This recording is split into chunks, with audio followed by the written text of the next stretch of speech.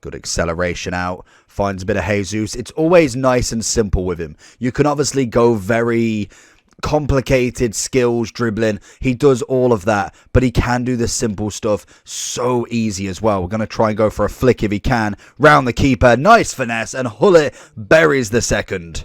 Prime Gullit is up next. 4.9 million coins. One of the best centre mids, DMs, cams, strikers, wherever you want to put him in the game. He genuinely is phenomenal. Standing at 6'3" with a height of medium. We've got the right-footed 4-star, 5-star, which is absolutely perfect. A power header on his trait and stats that only Gullit can pull off. It takes Team of the Seasons to get a card like this, and honestly, worth every single penny if you can get him. Obviously at the moment coming in at a very, very luxurious price. 5 mil is definitely top 10 players most expensive in the game. He has got a mid that is 90 rated and is still 3 million coins, and again very, very similar to this card. All round just an absolute monster. The chem style people are obviously going to go for is either an anchor or a shadow. Shadow would be to just absolutely maximize on that pace, giving him 94 and 89 defending. If you wanted to go anchor, you'd get 90 pace, which is very respectable for a midfielder, as well as 87 defending and 95 physical. Not only that, you definitely could still whack him up front and he would do an absolute service as well. But what we've always found with Gullit is in game, on the pitch, in the middle, he runs the show. Him, Vieira, Matthias obviously does a different sort of role, but definitely commands just the same. We then look at someone like a Yaya Toure this year. There is a trio to be made with Gullit, Vieira and Yaya. That would be a very tall midfield, but also incredible. Every stat is perfect. Let's jump into Gullit and show you and showcase the sensation that is Gullit. I recommend using SkyCoach at skycoach.gg. Link will be in the description, and make sure on your checkout to use the code JT11 for a discount on your order. Straight into Gullit is going to go with his play down the right. It's Jesus. He's going to look for a bit of Pirlo. Straight into Pirlo, who's going to nail one wide. There he is, bringing that attack forward. Steps over him. Why we didn't get the ball there? We had the ball and play ready for that through ball if we could have. He's going to step out here nicely. I'm going to try and spin it back. It's a good tackle that we find it back. Find it into Cruyff. It's a big pass. So we find it back to him. Yaya's going to step in. Like I say, these tall midfielders are just naturally incredible. They have the physical presence. They have the height for their heading, the strength for the physical. It's just a natural born winner in that midfield. And the best thing is you can always just find him out of position here. Beautiful into the play. Tried to go one more, but again, he's got a good midfielder himself. Cruyff, Gullit, R9, Pele. The whole shebang is in this team as well. Good block from Gullit. Again, using that size to his advantage. Into Gullit again. Going to lay off play with him. Jesus straight down. Can we find a little chip in? Again, into Gullit as he pushes forward all the way. Gonna let one fly. It's a good block. Oh, did he go through the legs? I think he did. Gone for a very rushed pass though. Got a little bit excited with that bit of skills. Obviously the 4-star skills is going to come in useful with him, as well as that 5-star weak foot. Again, is an absolute massive one and a must in most midfielders when you're obviously looking at that passing element, as it just brings cards straight through for you. As we try and find him back here. Little fake in, and Robertson does the business. Lovely from Gullit. Pushes forward. He's got Yaya on his tail, looking for that ball through from Cruyff. Can we get the touch? Little fake across, and he's very risked it with a slide tackle, but it's paid off in the end.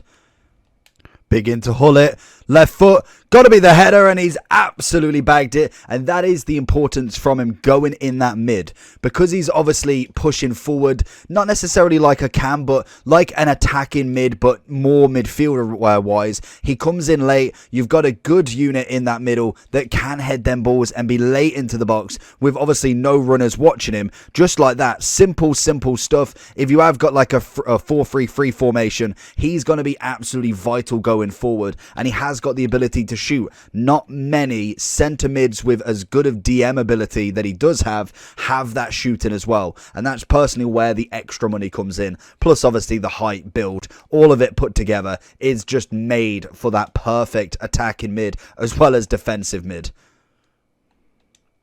Hold it again. Going to try and find something. The strength has worked for him. Can we find something here? We're going to try and get it down. A little bit of movement. Little across. Finds not necessarily the person I wanted. But again, you can see the power of him in that midfield. And obviously in the kind of the later stages of the game. So we find the ball across. Can we get a header? Does go up in the air, obviously 6-3, tries to work it through, and very, very composed on that back line from the opponent. Good strength battle from Gullit. Little bit of a sidestep again. Comes the ball across. It's lovely stuff. Again, Gullit pushing forward. Gets the touch. It's a good save from the keeper, and Cruyff cannot find the end product. Gullit's on the edge. Oh, it's beautiful. Keeper's right. Again, no problems whatsoever. Sit on that edge of the box, get into the box wherever he wants. Gullit is going to score them sort of chances. Beautiful strength from him. Again, it's just the build of him is perfect. It's absolutely perfect. It's a solid ball. As Cruyff, I don't know, bottled the chance entirely. But he is just an absolute perfect midfielder. There's very few that are of a Gullit sort of level with everything that he needs. Obviously, the height, the 4-star, 5-star. Again, there is very little, and that's why you have Gullit gang. It's the whole point of it. He makes that movement, and he's the best at it. Lovely little through ball from Gullit, starting the movement into Cruyff, who's going to let it roll for Jesus. A bit of work there. Try and find him way in. Little ball roll. Can we get a second touch? A left foot across, and Casillas with a massive, massive hand there. Just the speed of him getting this ball out from the midfield is just wonderful. Look at the pace on him is outstanding. For somebody that tall, just an absolute machine going through as he lets it go all the way, and we absolutely bottle the chance again. Big kick. Oh, imagine. There it is. Finds a Cruyff. Finds a ball in. It's got to be a chance. Take the touch. Take the volley. And Jesus makes it 4-2. And the game is done. So if we're going into the overall for Gullit then. So 4.9 mil. Mid is coming in at 3 mil. The base, not quite at the level of what the mid and the prime is. Personally, especially at this point in the game, you can definitely get away with a mid. If you don't have the 5 mil for him, then the 3 mil is absolutely going to do for right now. The stats, again, are a little bit better on the prime, obviously. Do get more pace on the mid, which is always fantastic. Just a little bit less on that defending, which, again, is how you take it, really. However you want to use him, he will still be as good. I think, yeah, he still has the 4-star, 5-star. You go with the Shadow more so than the Anchor with this one. 96 pace, 87 defending. Still a very, very clinical midfielder in that team.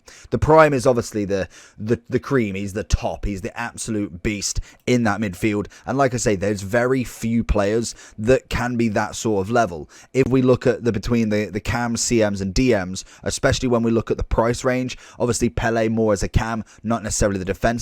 Same with Zidane. You are looking heavily more on a attacking midfielder rather than defensive. Even though Zidane most definitely is a cracking box to box, if you can, he kind of puts himself in the way of the defensive zones, but still is very, very solid in that box to box role. You then have Matthias, who again is very similar, does have the 4-star weak foot, only 3-star skills, and is more of a smaller unit in the middle. Gullit is very much like Vieira. Vieira is very much like Gullit. If we go a bit further down, realistically, other centre mids that I'd be going on the sort of same, I think Matthias is obviously number one.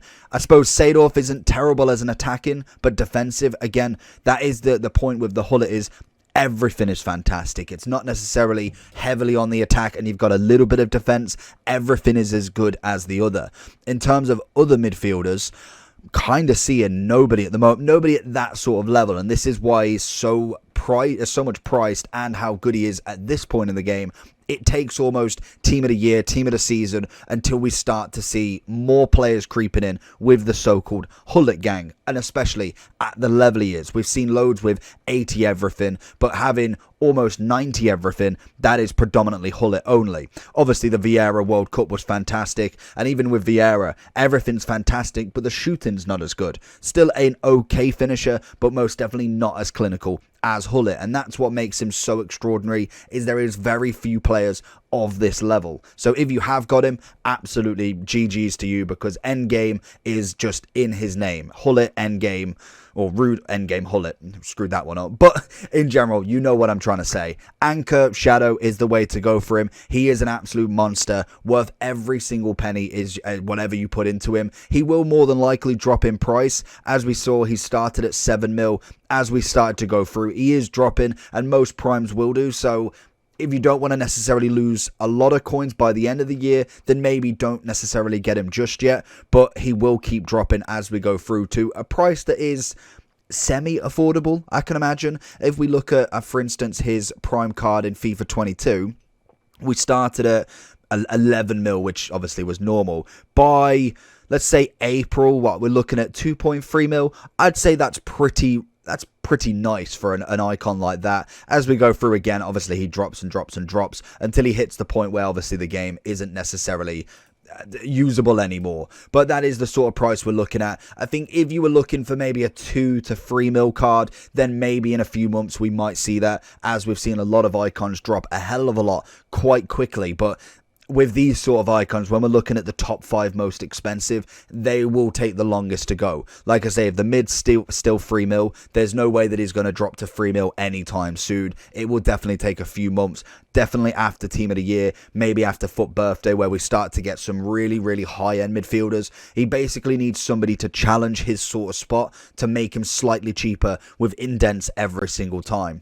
This guy is obviously an 11 out of 10, 100% of the time. Absolutely incredible stuff. Obviously, the dreadlocks are going to be iconic in this game forever, and hopefully we never lose Gullit in terms of in FIFA 23, because that is a midfielder that is going to be hard to fill his place. But let me know down below if you have managed to get his mid yet, or even better yet, managed to get his prime. That would be an absolutely GG's for you. Make sure you do like and subscribe on this, and I'll catch you all for the next one. Peace.